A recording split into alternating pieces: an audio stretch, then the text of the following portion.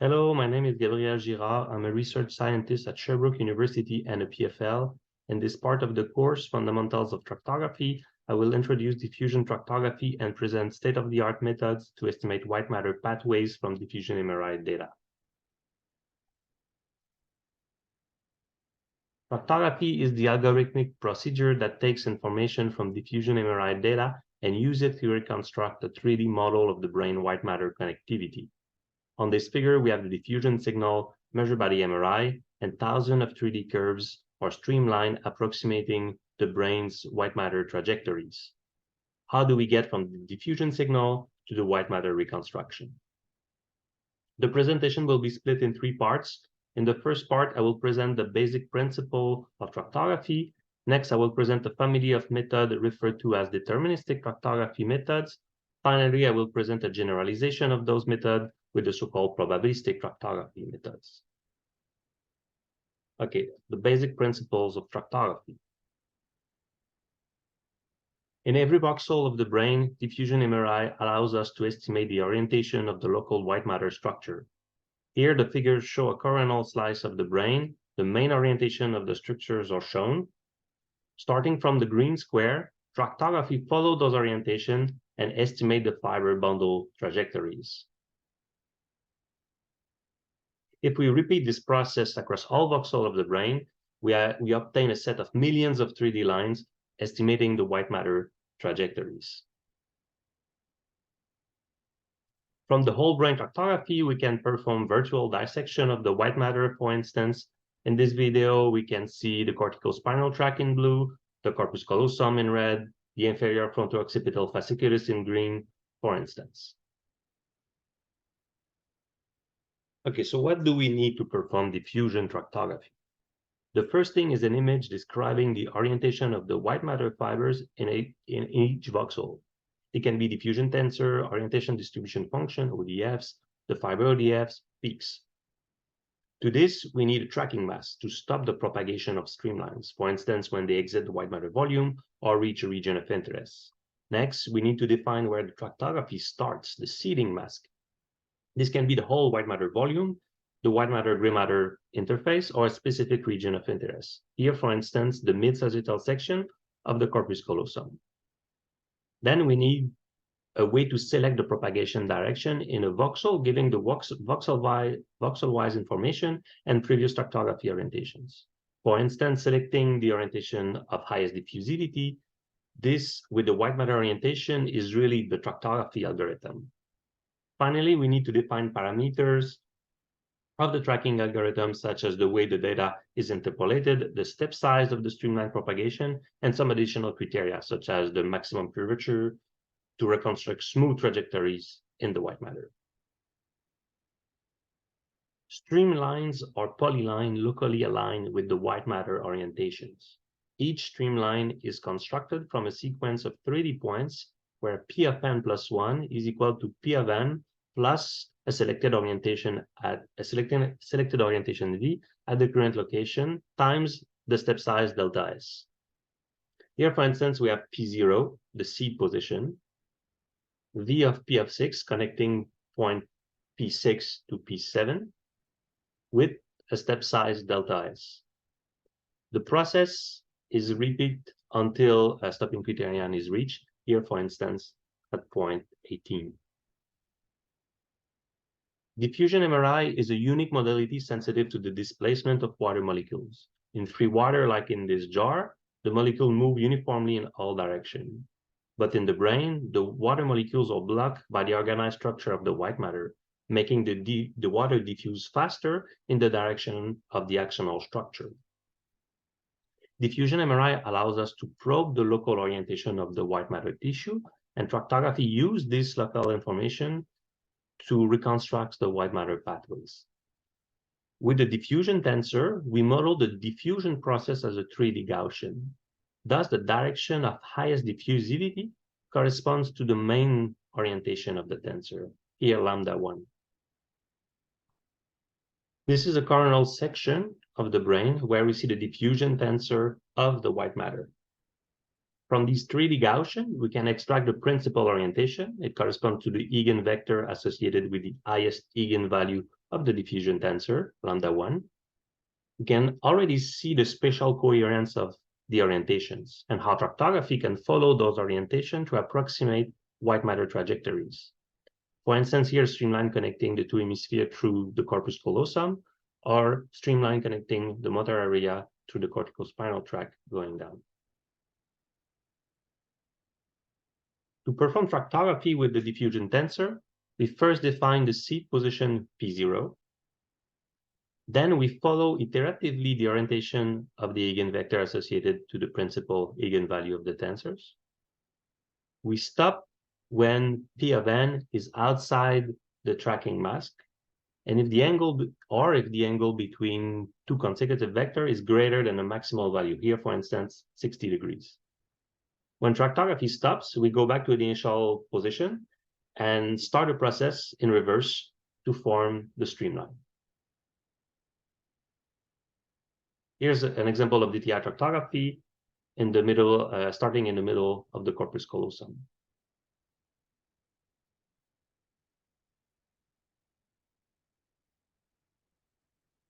Here we set a white matter mask and a seed mask corresponding to the mid-sagittal section of the corpus callosum.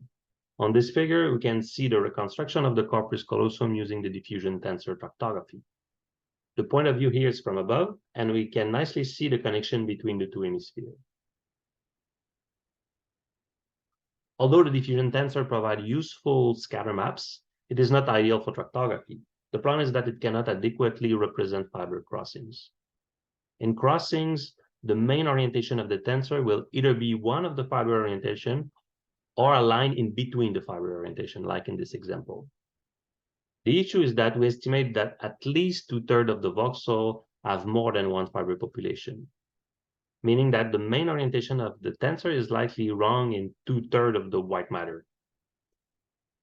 So this brings me to the next section on the state-of-the-art ODF deterministic tractography methods. Although the diffusion tensor model can be used to reconstruct large white matter pathways, it cannot adequately represent fiber crossing configuration, as we can see in this figure. ODFs are spherical signal describing the voxel-wise fiber orientation distribution or the probability of the fiber orientation distribution.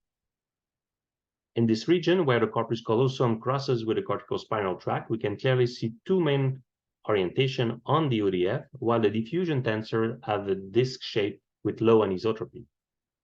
There are several techniques to estimate multiple fiber orientation. A common one is constrained spherical deconvolution method that I'm showing here, but other techniques exist. Each method has pro and con and should be selected with the target application and the selected tractography algorithm.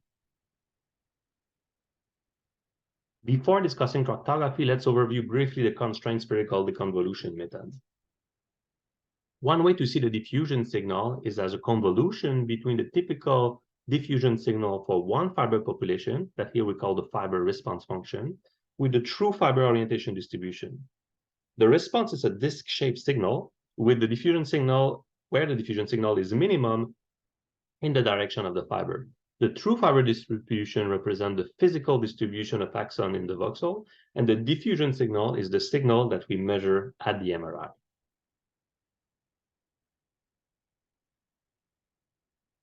Thus, by the process of the convolution of the diffusion signal with the response function, we can estimate the fiber distribution. Here we measure the diffusion signal, so we know this signal, and we estimate the response, here either from the data or using a biophysical model. Several methods have been proposed to perform this operation of the convolution, and the estimate fiber distribution represents the estimated quantity of fiber in each orientation and can be used for tractography. With this technique, we can estimate fiber crossing at up to 30 to 40 degrees. After that, both directions look as a big fiber population with one orientation. If we have this information in every voxel of the white matter, we can perform tractography taking into account fiber crossings. To perform deterministic tractography on fiber ODFs, we will do the same as we did for the diffusion tensor, but instead of following the main orientation of the tensor, the algorithm will follow the peaks or the maxima of the fiber ODF. At each voxel, we will thus have multiple possible orientation available, and typically the algorithm will follow the peak the closest aligned with the previous tracking orientation. In this figure, the tractography will follow the vertical orientation rather than the perpendicular orientation here. Similarly to the diffusion tensor, we can reconstruct the corpus callosum bundle. This time we see additional lateral connection that exists in the brain. This is a variant of the previous algorithm called ODF maximum method, that instead of following the peaks of the fiber ODF, it systematically follows the direction with maximal ODF value within the opening angle. Often the maximum fiber ODF value is the same orientation as the peak, but sometimes if there's no peaks in the opening angle, the tractography will just select the direction with the highest ODF value. If there's multiple peaks, the algorithm will follow the peak with the highest ODF value. Again, we can reconstruct nicely the corpus callosum bundle with some lateral connections. Here's all the three reconstruction of the corpus callosum we did. Those are obtained from the same brain, same diffusion data, same white matter mask, same seed, only changing the model and the streamline propagation technique. DTI tractography only reconstruct a portion of the corpus callosum. The ODF peak tractography estimate a few lateral connection and even more for the deterministic ODF maximum tractography. Okay, so previously I presented deterministic tractography methods. Now let's discuss probabilistic approach to white matter trajectory estimation. We can categorize probabilistic approach in two flavors. The first one models the uncertainty in the fiber orientation, and the second exploit the local estimation of fiber dispersion. In both cases, from a single seed, probabilistic approach will generate multiple possible trajectories, while deterministic tractography approach will generate a single one. Interestingly, this trajectory represents the most likely trajectory given the data. However, as you can see, this trajectory can be identical for different environments. Probabilistic tractography uses the available information in the diffusion data and produce a set of plausible pathways given the voxel-wide model and the tracking method. The first flavor of probabilistic tractography estimates the model uncertainty and propagates this uncertainty spatially using tractography. In the figure, the uncertainty of the diffusion tensor is represented by cones, showing likely orientation of the fiber population. Smaller cones represent more confidence in the orientation, like here in green, in the corpus callosum, and the confidence is reduced when multiple fiber population crosses, as in the central Somia Valley, here shown in yellow. One way to incorporate uncertainty in the estimation is using residual bootstrapping. The key idea of bootstrap tractography is to corrupt the diffusion signal with noise to evaluate the robustness of the orientation estimation. The tractography algorithm is identical to deterministic ODF peak tractography, but at each step, the algorithm randomly perturbates the diffusion signal, which in turn perturbates the fiber ODF estimation, which also change the exact orientation of the peaks. This is shown here in the figure, where the peak estimation is repeated many times in a voxel. Some orientation are more likely to be selected as peak, shown by a thicker red line. Multiple peaks orientation can be obtained from a single voxel. This will propagate the streamline in different orientation every time it visits the voxel. Noisy voxel signal, a voxel where the fiber ODF model does not represent well the data, will show high uncertainty, thus more variation in the peak orientation. Here's a third example of a fiber bundle. If we start 100 streamline from the seed, here shown in red, using deterministic ODF peak tractography, we will get 100 times the same trajectory. However, with bootstrap tractography, we can see uncertainty accumulating along the trajectory of the bundle. At the beginning, all streamlines are aligned, but slowly diverge, representing the model uncertainty. The color of the streamline here represents the normalized voxel-wise streamline density. Most of the streamline are very much aligned with the deterministic streamlines, but uncertainty in the model and the data is shown by the streamline distribution. Here's the result with the bootstrap tractography of the corpus callosum. The result is very similar to deterministic tractography in this case, but it's incorporating uncertainty. Next, we have the dispersion-based probabilistic approaches. Probabilistic fiber ODF tractography is similar to deterministic tractography, but instead of following only peaks or maximum, an orientation is selected in the opening angle. The value of the fiber ODF are used to weight the probability of selecting each orientation. The full fiber ODF profile is used here. What is perturbating the propagation is the estimated relative amount of fiber in each orientation. On the corpus callosum reconstruction, we can see differences. The algorithm explores much more of the white matter as direction with low fiber density are sometimes explored. In general, dispersion-based probabilistic method produce a more complete reconstruction of bundles, but at the price of generating spurious trajectories and false positive connection. Path with consistent high fiber density will show higher streamline density than spurious pathway. Again, here's the tree reconstruction of the corpus callosum we did. Our tractography mask and voxel-wise model were identical. The only difference is the selection of the propagation direction. As I mentioned earlier, the density of the pathway is key when analyzing probabilistic reconstruction. On figure A, you can see thousands of streamlines reconstructed from the orange voxel located in the corpus callosum. On this figure, everything seems to be equally connected. It is hard to see density variation using streamlines. Now in B, we report the normalized density of streamline. We can clearly see that most streamline connect the superior portion of the gray matter through the corpus callosum. We can also see lateral connection. Although they are spurious and likely false positive connection, these pathways are less consistently reconstructed than connection of the corpus callosum. Trajectories estimated from a single seed are different using different methods. Deterministic tractography will produce a single streamline from the seed voxel, shown in green in the corpus callosum and in the brainstem. Probabilistic methods will produce different results, particularly depending on what it is using to derive the probability, model uncertainty, or fiber dispersion. The interpretation is also different. The bootstrap method estimates the probability of trajectory given uncertainty of the data and of the model, and the probabilistic method, ODF probabilistic method here, estimates the possible distribution of pathway going through the seed voxel, giving the fiber dispersion estimation. The deterministic method estimates the most likely trajectory given the seed and the model and data.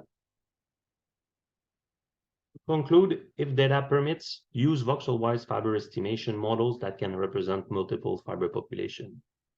Both deterministic and probabilistic tractography algorithms have uses. Deterministic tractography can be seen as a special case of probabilistic method, where the most probable orientation is always selected. If the fiber orientation uncertainty is modeled, deterministic tractography follow the orientation corresponding to the mean of the distribution, the peaks. If the fiber orientation is modeled, deterministic tractography follow the orientation corresponding to the highest fiber density, the maximum of the distribution. Deterministic methods tend to be more conservative in the estimation of white matter trajectories. Methods are usually parameterized to work with specific voxel-wise models. Optimal parameters for one method might be suboptimal for another one. See the author and software recommendation when testing methods. Well-defined seeding and white matter mask are crucial. If the white matter mask is too restrictive, some pathway will be missing. If it's not enough restrictive, the amount of spurious streamline will increase. Mask obtained from a high resolution T1 image is often a good option, especially if you're planning on doing connectivity or bundle identification using region of interest obtained from a T1 image. And finally, streamlines are not axons. They are coarse approximation of the trajectory of bundle of axon.